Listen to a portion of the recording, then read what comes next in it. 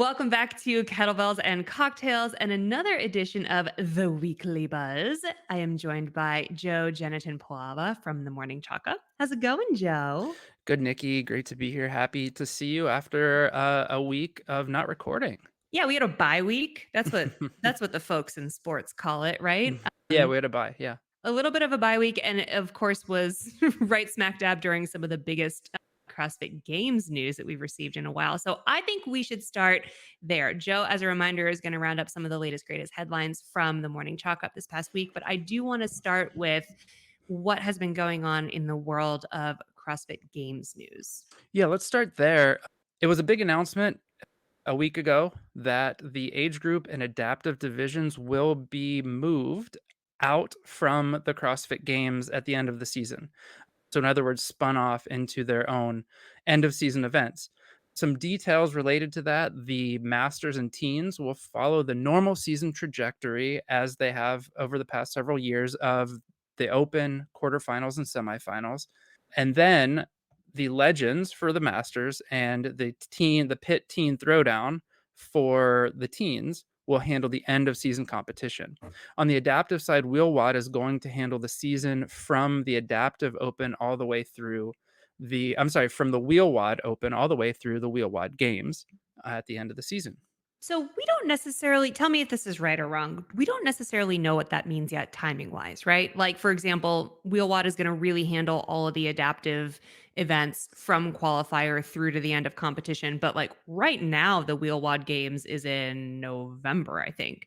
And we don't necessarily know if everything is going to stay status quo or if they're going to shift to be more along the normal timeline of the elites. Like, that's just a question that hasn't been answered yet, correct?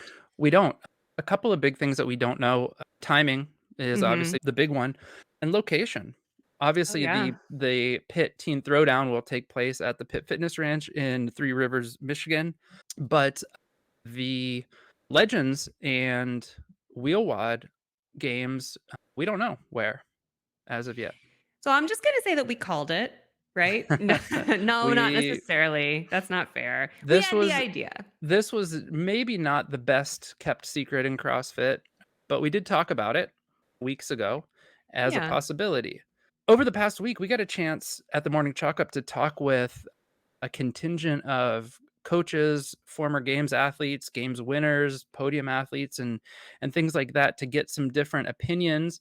I will mention that the organizers for these end of season events kind of had a week of, I don't want to call it a gag order, but really weren't supposed to talk a whole lot after the announcement. There's supposed to be some time for things to settle out. And so I believe this week we'll start to see folks interviewing the directors at the Legends at Pitt to talk more about it. But in the meantime, we have been talking with others, as I mentioned, and there's kind of, I don't want to necessarily call it a consensus, but there does seem to be some similar opinions among large contingencies within the community that it is a good thing to have a big stage, a, a competition to highlight these divisions. For example, Justin Kotler from Underdogs Athletics, when we talked to him about it, he said that CrossFit just simply doesn't have the bandwidth to do every division justice, to do the justice that it deserves. And so having dedicated competitions for age groups and adaptives and make them the sole focus of that competition can be a big win there. And when we heard that from others, Kotler was one that stood out to me. So that kind of exposure and just be at center, be kind of on center stage as opposed to a side stage or literally a field outside, Mhm. aside from the stage, is a great, I think, a great opportunity. We talked with folks. Michelle Latondra talked to us about, on the teen side, how this can be an opportunity to help protect and groom teen athletes for long-term success. This could be an organized way of growing athletes into the sport, creating standards for youth divisions, and working to avoid burnout, which we've seen with some big name teen athletes. So I thought that was a cool take and something that maybe I hadn't been considering. Another consensus kind of point that we saw was that for the games as a whole, the for the individuals and the teams, this will allow potentially CrossFit to create a more agile, a more, I don't want to say necessarily more professional product because the product has already been professional, but more storytelling opportunities for media and spectators by making the end of season competition smaller for the individuals and teams, or focusing just on the individuals and teams at the CrossFit Games, while allowing those same media outlets to do storytelling and highlight athletes in the other competitions at Legends, Pit, Wheelwad. Yeah, I mean, just I am not in cahoots and I have no say whatsoever in how the media flows in and around the CrossFit Games, but I also am excited for that potential opportunity. And I hope that I am personally given the opportunity, as well as the Mm, wonderful teams that I've been working with for the last decade in doing CrossFit media. I hope that we are all given the opportunity to speak more on more of the athletes, more of the teams, more of the backstories, more of the really cool personal, intimate moments that happen in and around competition and leading up to competition. Because I don't know, just as a fan of the sport, like all that stuff is so interesting and exciting. And I do believe it lends to the community element of what we're doing here. So, well, that agree. can fall in love with the sport and the storytelling aspect of it, the better. I agree. It does sort of feel like this is step one of 200 steps Yeah. to the kind of development that we're imagining and talking about, right? Mhm. In order for this to pay off, there has to be those opportunities then for media, spectators, and brands and sponsors and things like that. And then media, spectators, brands, and sponsors all need to show up at these events and do the exactly what we're talking about, the storytelling, the highlighting. If we're going to say we want to put these divisions, put a spotlight on them, then that spotlight has to be there. Yeah, that's totally fair. And I would encourage you guys to go back and listen to the episode, the quick episode that John and I Hmm. recorded when the news first came out, because I do personally, and I know John does too, think that this is overwhelmingly a positive step in the right direction. But there are questions to ask. There are critical questions that need to be answered in terms of how will it be pulled off and can it be pulled off? Is there enough money? Are there enough eyeballs? Those are all like very legitimate questions. But Yeah. if the answer is yes to all of that, then I think this has the potential to really elevate every different aspect of our sporting community for sure. Yeah. Yeah, for sure.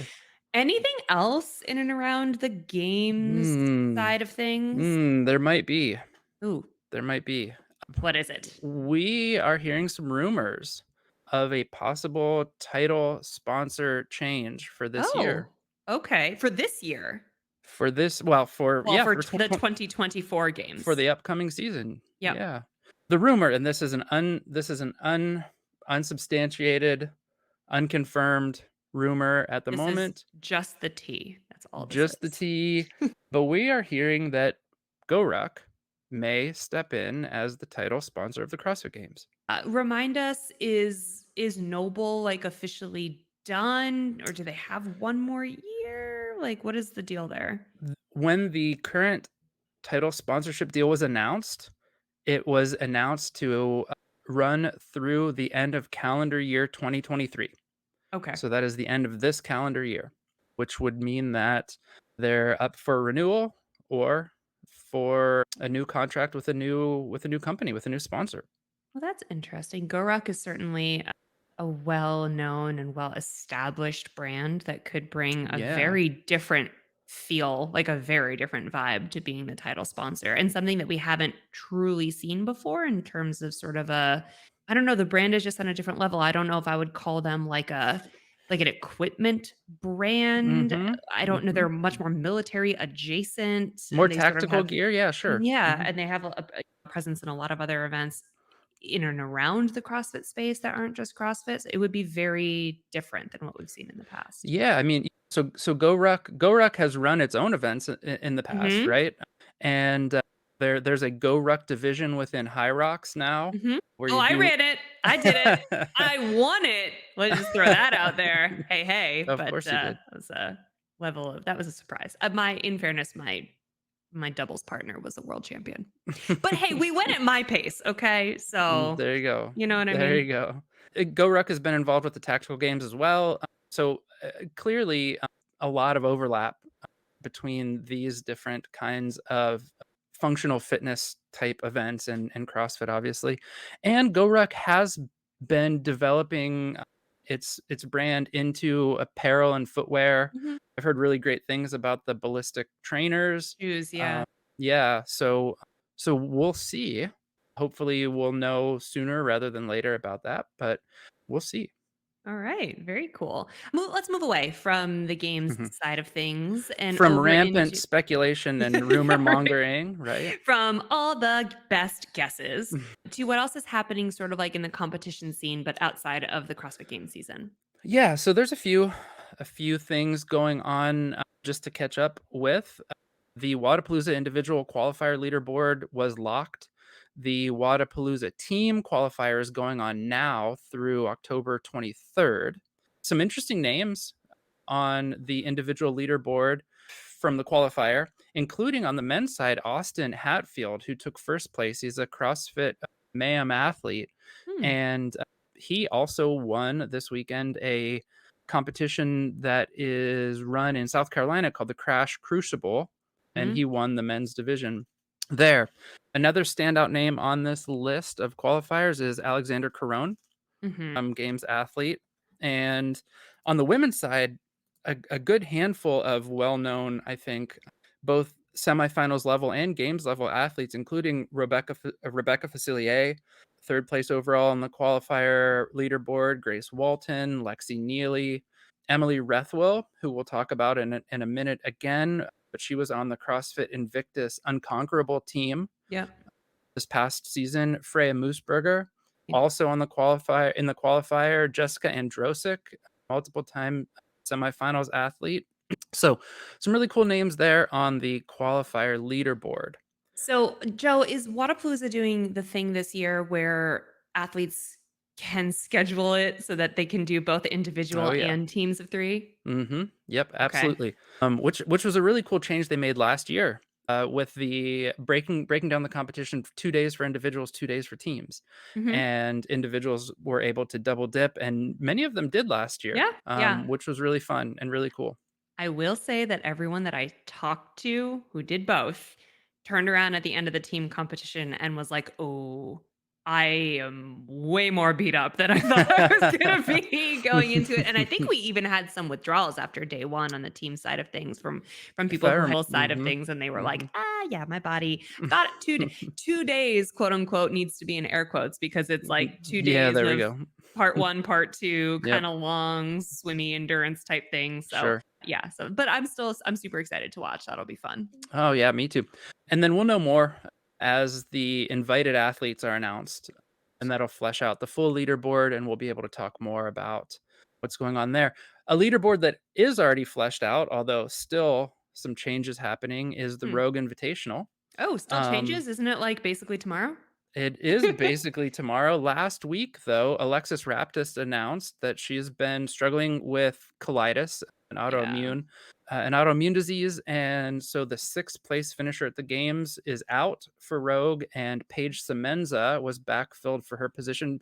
Semenza took 18th at the CrossFit Games this year, and it'll be great to see her throw down. Yeah. And we wish all the best to Alexis Yes. as she works through with colitis and getting back on track Yeah, for sure. for the off Okay. season. Down Under continues to make some fun announcements. So fun. Again, coming up just about 6 weeks out, I guess. We're about 6 weeks out. A couple of fun announcements on the team side. The California girls were announced. That's Danny Spiegel, Jessie Smith, and Emily Rethwell. So the two women from the Invictus Unconquerable team plus Danny Spiegel. Fun. And that's Jessie Smith is married to Chandler Smith.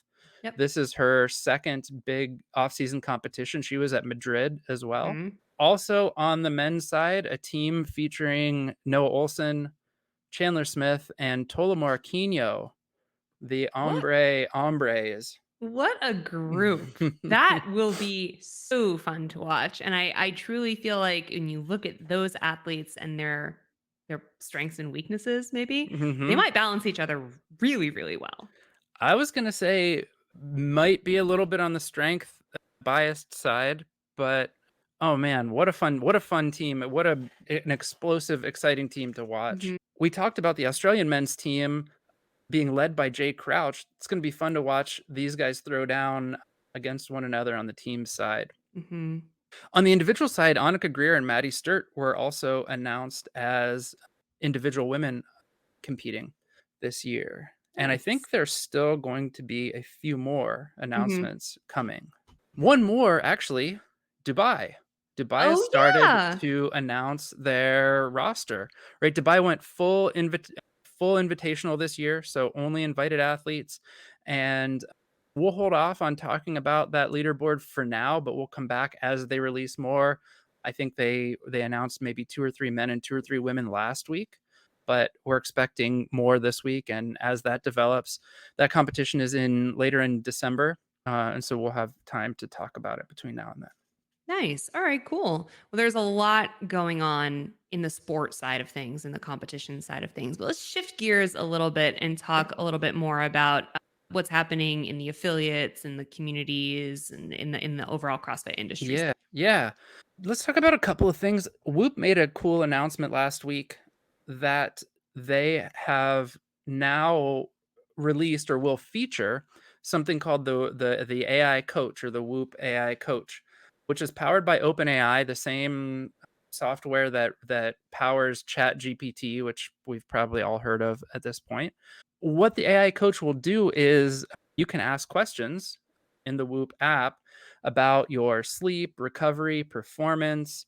You can say, "Hey, why am I so tired lately?" Or "Why is my HRV number off?" And based on your data that Whoop has collected, the AI will answer your question for you in a way that makes sense. That's pretty cool.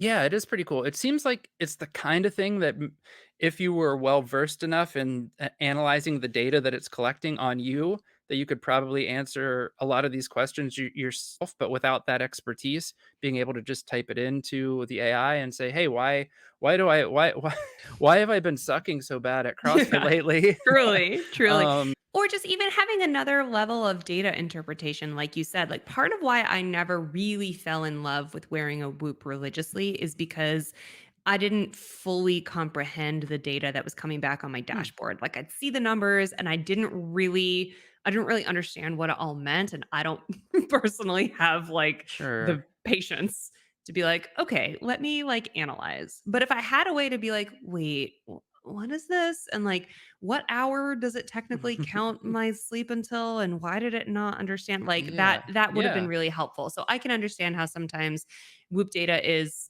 like drinking from a fire hose, right? And you might need yeah. help understanding all of it. Like I like that they provide all of it, but you might need help understanding it. So that's cool. That's a very cool way to use that tool. Yeah, I'm like you. I've used Whoop for quite a while, and I always felt like there was maybe a disconnect between the elite level athletes who are using it and like me, where I found the data interesting, but actually sort of being able to utilize it in a really effective way to change how I would train or rest or recover was really I think it was a kind of a learning curve. I think there's kind Yeah. of a learning curve there, and this AI option or this AI feature, I think maybe will help to get people over that learning curve more easily. Yeah. I totally agree. Yeah, That's cool. yeah. Good on your Whoop. Well, a couple of just quick hitters here on the Mhm. affiliate side, and then we can wrap it up for today. On our first episode, Nikki, I don't know if you remember, we talked about a CrossFit affiliate, a nonprofit affiliate in a high school in Mhm. Idaho called Vision CrossFit. Yeah, for sure. And it was being run by a biology teacher who found CrossFit, fell in love, got his L1. His name was Jason George. This school is in Caldwell, Idaho. And after working with his school administration, he was able to set up Vision Cross, located in their school, 100% on donations. They offer CrossFit instead of traditional PE classes. The program's so popular that there's a waiting list. Well, what we found out last week, as it was published, was there was an academic study published out of Kansas State that shed light on the effectiveness of the CrossFit program at Vision Charter School, Oh. and so they used it as an example, a real world example of offering CrossFit versus traditional PE classes. They focused on movement proficiency and general fitness, and I think we could all guess what the results here were, but Mm, CrossFit was highly effective in developing movement proficiency and general overall fitness of students in the high school setting. of course. Amazing. Joe, is there a link to that actual study somewhere in the Morning Chalk Up article? There is, if you Cool. go to the story on the study itself, the link to the study is there, as well as a link to the original story we wrote about Vision CrossFit, so you can learn all about the great work that they're doing there. That's awesome. I just call that out because I think if you're listening to this and you are an educator or you know an educator who might be interested in starting up this type of a program within their school district, that study might be the kind of proof or the kind of like Yeah. academic proof they need Oh, to yeah, bring no, to that's their a great district. idea. Yeah, to help them really sort of like back up the idea, back up their Yeah. what's the word I'm looking for? Proposal. Yeah, no, that's a great idea. CrossFit offers either reduced or free affiliate fees for affiliates in high schools and university settings. There's a list of somewhere in the 30 to 50 range of clubs and affiliates at in educational settings around the world, but primarily in the United States. It's really cool. We're working on a story right now highlighting some of those college clubs and affiliates on university campuses. Oh, that's awesome. So educators take note. There are Yeah. resources out there for you if this is something that you want to do in your school. One last fun one here. And we've been getting so many folks writing into us about this a very similar thing. And we've published a few stories, but one was from CrossFit Mayhem. This one comes from CrossFit Fort Vancouver, 16 members, including Justin Medeiros and Ellie Turner and Trista Smith's coach Adam Knifer, finished a marathon using CrossFit as their training. And I say finished, but Knifer ran a 3 hour and 24-minute marathon. The fastest Mm, runner in their group ran a 3 hour, 16-minute marathon. Anytime you're around that 3 hour mark, I feel like, and you're not a devoted distance runner where that's not your like your whole thing, that's that's crazy. some fitness. That's some real That's fitness there. crazy. Go ahead. Wow. Well, 2 things. First of all, let's not forget that Adam Knifer is one of the most decorated CrossFit athletes of all time. Just gonna throw that out there. People tend to So he's got forget some because fitness. yeah, he's got some fitness. He's a team athlete for forever, turned coach, and so Mhm. let's remember his legacy, which is insane.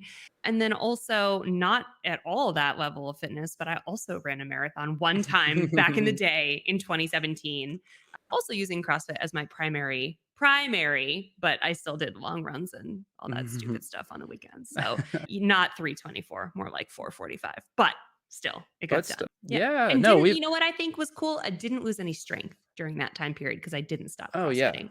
I think Yeah. that's what was coolest. Yeah, no, that is super cool. I mean, we've been getting folks marathons, triathlons, ultra Mhm. marathons, ultra trail marathons, people writing into us. Obviously, you've got to get some miles in. As you said, you've got to do the long runs, you've got to get some miles on your legs. But all of these folks who are writing into us are using CrossFit as their primary training protocol. They're doing CrossFit 4 or 5 days a week, and then they're doing 2 to 3 days of running or Mhm. other training. And that's not only providing enough of a cushion for them to be able to or enough of a base of fitness for them to be able to finish, but to finish with some pretty good times. Yeah, that's wild.